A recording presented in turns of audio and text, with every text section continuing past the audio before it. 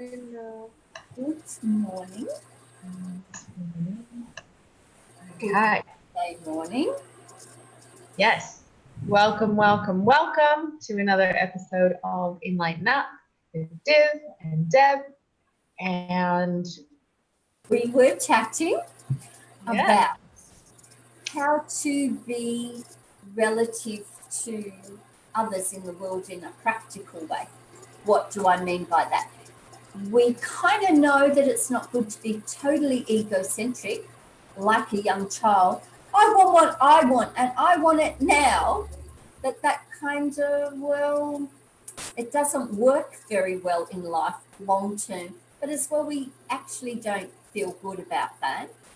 And then there is the polar opposite of that, of being completely selfless. And sometimes that's out of balance, and there's rescuing in that, and there is not attending to and caring for self. And so there's like all me and then no me. And neither of these we know is good.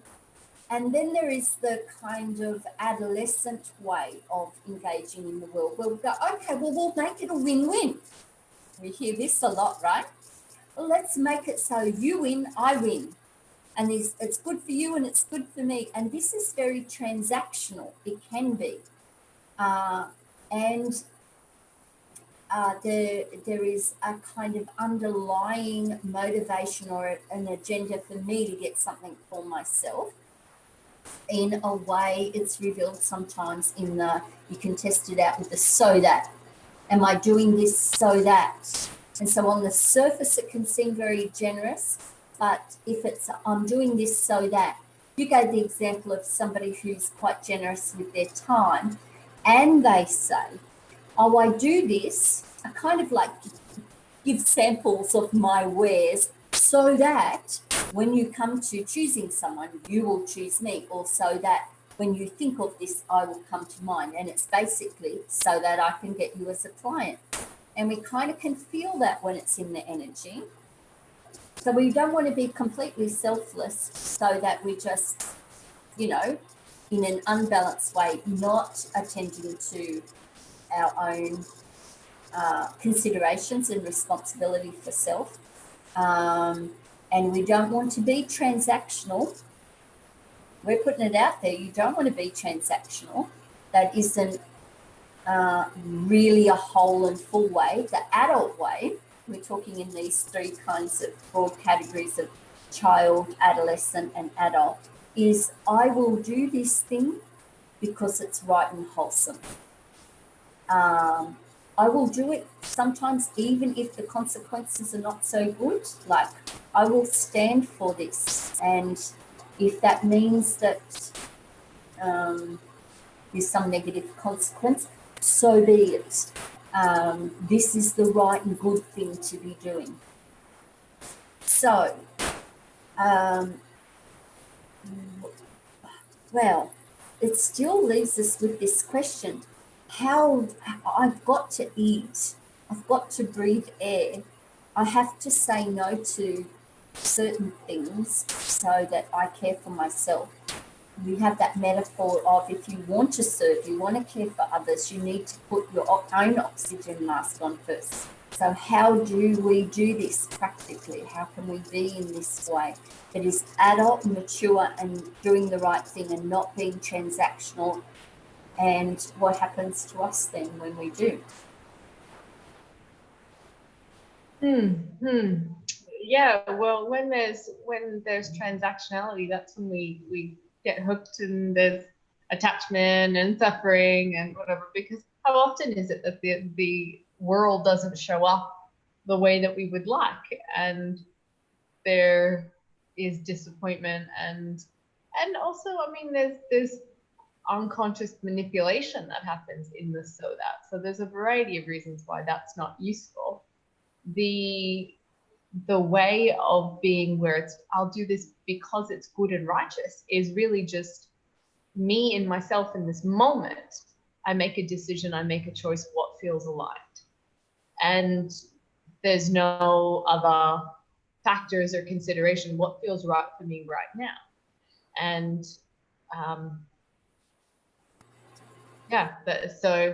I suppose underneath that is a trusting self to honor the relating with others and to value them accordingly, right? If we have beliefs around, as you said, if we're skewed in our thinking in terms of selfish or selfless, that will taint our ability to do that wisely, right? That will taint our effectiveness in that capacity.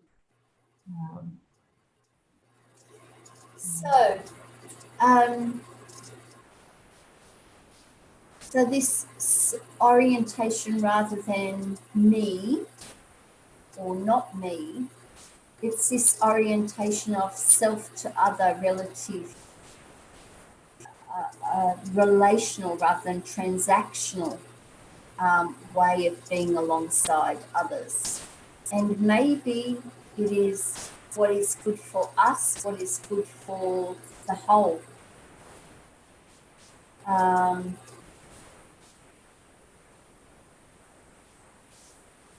Yeah, that feels aligned to me. It reminds me of the different types of consciousness and the the recognition of which consciousness we're in. If we are considering what is useful or valuable for us as a whole, then that would have to be a through me consciousness or no me consciousness. Wouldn't you agree?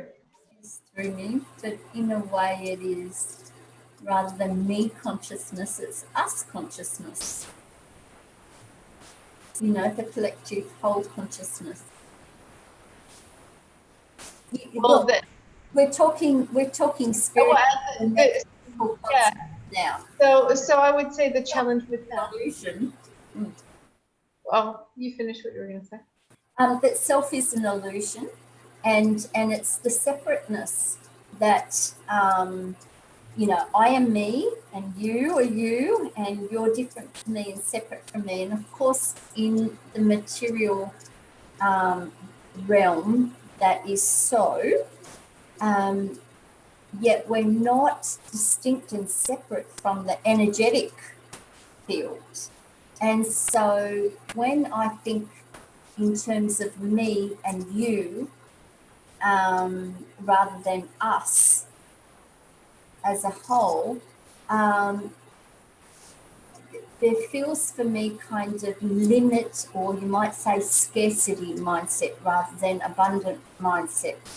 So I know that you and I had a conversation, we were talking about certain funds that were needed within the business and how to bring those funds in, and how those funds would have to move from some other place where that's kind of limited to. And I suggested to you, just from this space, just really release it over to this space like a real blessing, and the energy or spirit of it feels like to me this space where this thing that is in my space, really gifting it out so that this space becomes empty in the way like a vacuum is an empty space where it will suck things into it. So if I am with someone and I'm, let's say, giving my time or some other resource to them, it's more thinking about what is here in the space, what's abundant in the space, and can I give that out, like bless it out, really give it out with like a delightful gift. And I know that creates a vacuum here that has to be filled.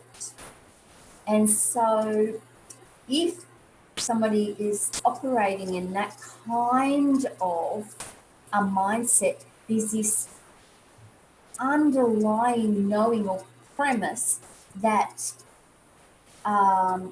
if there is a need here for this human in this space that is mine, if what will be needed will flow in. And so being in this energy or mindset actually really looks after this human very well, probably better than I could do for myself in a transactional way. What are you hearing in what I'm saying there?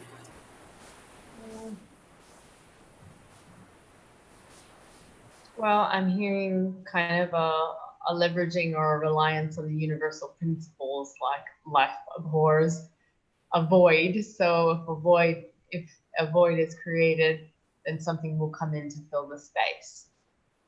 And so the act of generosity is inherently useful for the human. So I'm hearing a presupposition that's like something along the lines of to give is to receive. And I'm hearing an important distinction around the pronoun of us, the decision to, instead of the limitations of me, to, you know, go to we, kind of like think of us, we the collective. And I suppose the challenge that I had was around, well, in the grand scheme of things, does it matter whether I do this or don't do this? Does it really matter to this other person? And, you know, or to the overall, like, does it matter? And from a space of us and we, that I can see that a little bit differently. I can perceive that slightly differently, because the tricky bit is when we release preference and attachment and still ask the question, is this right and wholesome? And, you know, is this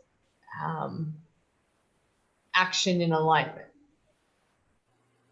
Do you understand where I'm pointing to? Like, when in making a decision to say yay or nay to something that's shown up, without preference, it's like, doesn't really matter. And yet there's still underneath that is the virtuous values, I suppose. I don't know how I would I might argue that even this very, let's say, spiritual or philosophical orientation, that there's still preference there. Of course. Is my preference without, right? That I fulfill my purpose on the planet, that I'm a useful tool for the universe, that I'm more useful than I am destructive, that I do good and not bad, and these are still all judgments and preferences.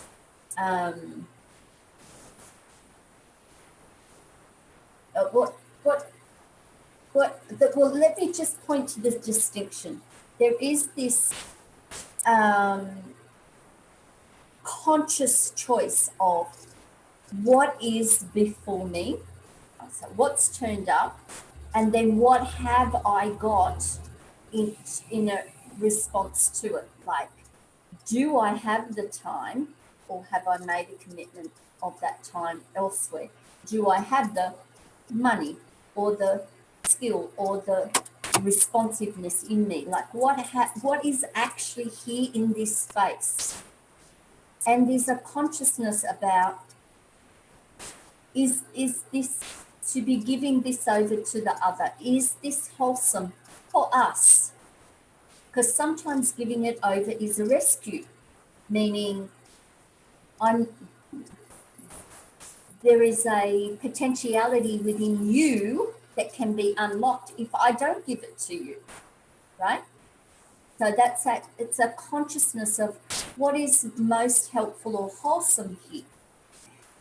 There's also it's operating in abundance, and these principles that we know, universal principles, principle of correspondence, as above, so below. So above meaning in the universe at the macro level is the same at the micro level. And we're using the analogy of vacuum. If there's a vacuum, things are going to get brought into it. So that's a kind of knowing that, in a way, lets me know I will be caring for my responsibility to care for the body if I operate in these principles and be conscious rather than working on programs and things. So contrasting that to selfless and self-sacrificing.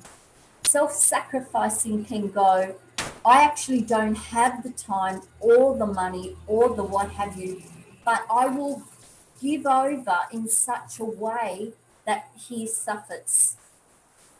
And I think that is because they might on the surface seem like very similar acts or responses, but the underlying characteristics are very different. One is conscious and considering what there is to give and what's the impact of that, and it's conscious and has this knowing that of abundance. And the other is finite. There is this resource. Do I give it to you or do I keep it for me? And if I give to you, then I am without. And there's a willingness or a premise that I have to suffer in some way, which is from the space of abundance. Even if it's I don't have this right now, it's let me give it and then I'll make more. Like, wouldn't that be more abundant? Because the idea of I don't have it right now is you can't give something that you don't have, but like, if you give it, then you'll create the vacuum, right? If you give, yes. If you give what is, you can give what is, but you can't give what you don't have. So say you're hungry and we've got one orange. You're saying, if I go, oh, you're hungry and I have an orange, let me give you the orange. And I know now that there is a vacuum, more oranges or some other food will come in to fill that space. Mm-hmm. Yeah, which I know is true. I was just spending time just before coming here with someone, and I had told how in the commitment that I made to IBI, I was short $1,000, but I've gone, this needs to come over here.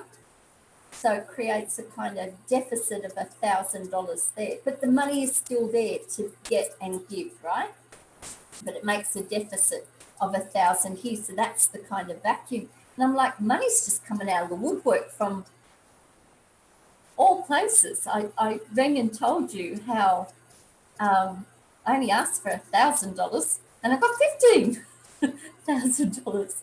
And then later in the week, I met someone for lunch, and afterwards I rang and said, thank you, I really enjoyed our time. They go, I had money in my bag. I forgot to give you. And I go, for what? I don't know. I just had this spontaneous feeling that it's time I gave you some money to pay it forward. $1,000. So, you know, that's the thing about a vacuum. You kind of give out let's say it was $1,000, and it just sucks in everything that's around it. It's really good fun. Yeah. Okay. So how can we? It's like water and oil. You can't. Like, if you were going to operate in this way, of course, it takes some time for most people, some testing and developing to be able to really do that, and to then have unshakable knowing that just is, because it happens again and again and again and again. You can't operate in that way and then be transactional. No. It just doesn't make any sense to do it. So you're either going to operate in this way, and you can do that in a very responsible and balanced way, though it's very finite. And this other way of operating is just us, and we're all together, like, fingers. That finger doesn't seem much related to that finger, but we're all part of the one thing. So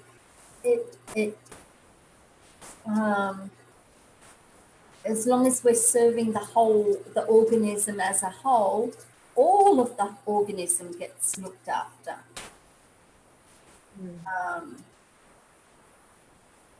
I don't know how can you now make practical application to an example? How might this then play out in a real life situation?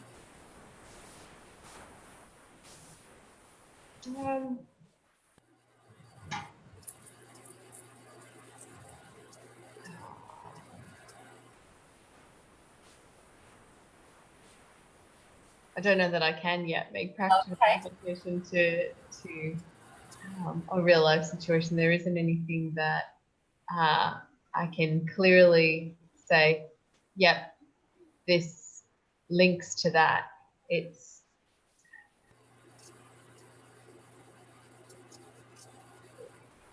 just for now.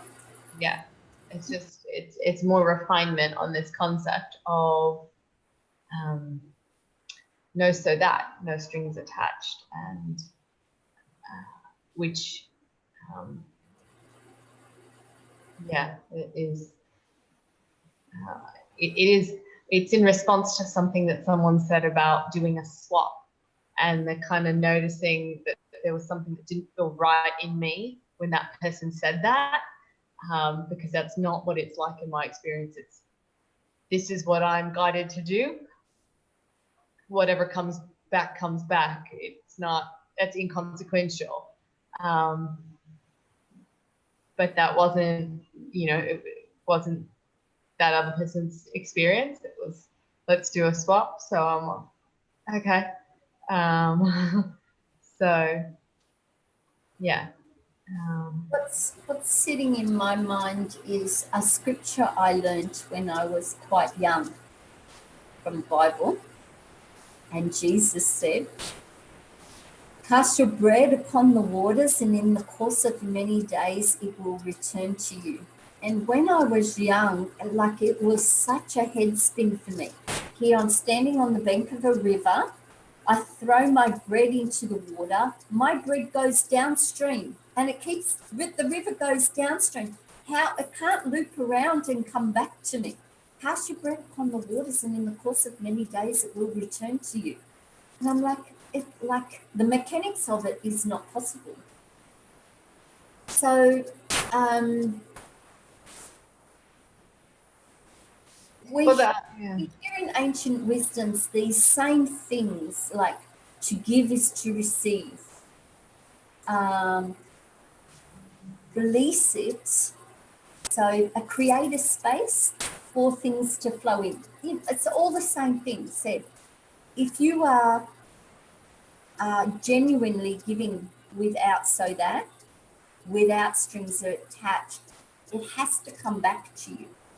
And so, if we are letting ourselves think in this very transactional way, I'm going to give to you, and then you've got to give back to me, an equal value thing. It isn't actually giving the thing and like casting bread upon the waters. I cast my bread upon the waters, it's gone, right? So how does bread come back to me? Well, this is the inexplicable thing. It doesn't always come in the same direction. No. Like, I give to you, and you don't give it back to me, somebody else does.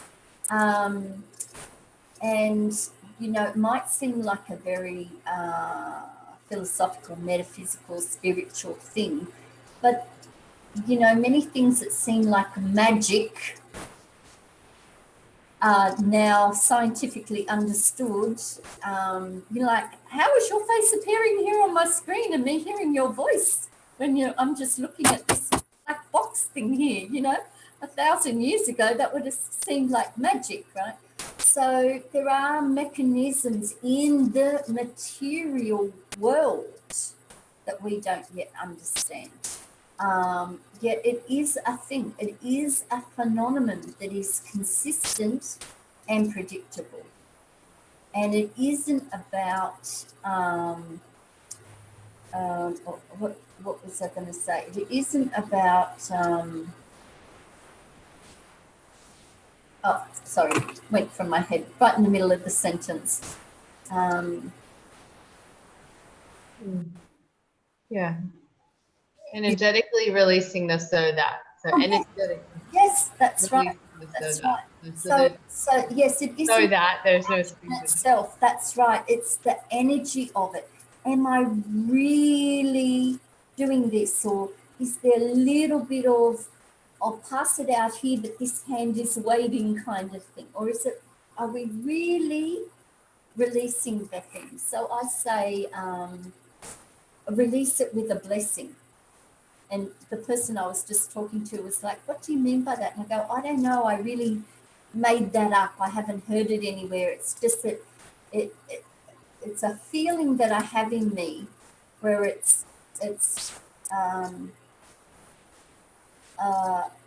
feels like you're blessing. And blessing is a weird kind of word. I wish I could find a better word for it, because blessing seems religious, but it's like, you know, that handing over where you're delighting in what the other can make of it. Yeah. Have you got another word for it? Do you know what I'm talking about? No, it's the spirit of generosity. It's like the genuine spirit of generosity. When you say release it with the blessing, that's the when something is given in generosity, there is not even a thought of what could, might, may come back. It's just, of course, I give to you. Mm-hmm. I give this, of course. Mm-hmm. And so the discernment happens before the giving, which is this wise? Is this wholesome? Yes. Right? So that's the step that's crucial beforehand, the discernment. Then the generosity of the giving is just, of course. And I think the discernment is the piece that a lot of people struggle with. Not so much the generosity aspect, but the discernment. And that's a maturation thing. When and when not, where and where not, that's a maturity thing to understand where is appropriate and where isn't. Because I suspect, at least in my experience, the wholehearted generous giving is not the challenge. It's the discerning when and when not, if that makes sense. Yes. Yeah. Well, I think that's been a really round, rich kind of considering of all these different kind of orientations to what do we do when something's turned up in front of us, whether we say yes or no. Yeah, good, beautiful. Hope that was useful and that you enjoyed that. Thank you for tuning in. And if there are concepts you'd like us to explore on enLIGHTen, then comment and we will speak to them on future episodes. So we'll be back next Monday with another episode. Bye for now. Have a great week.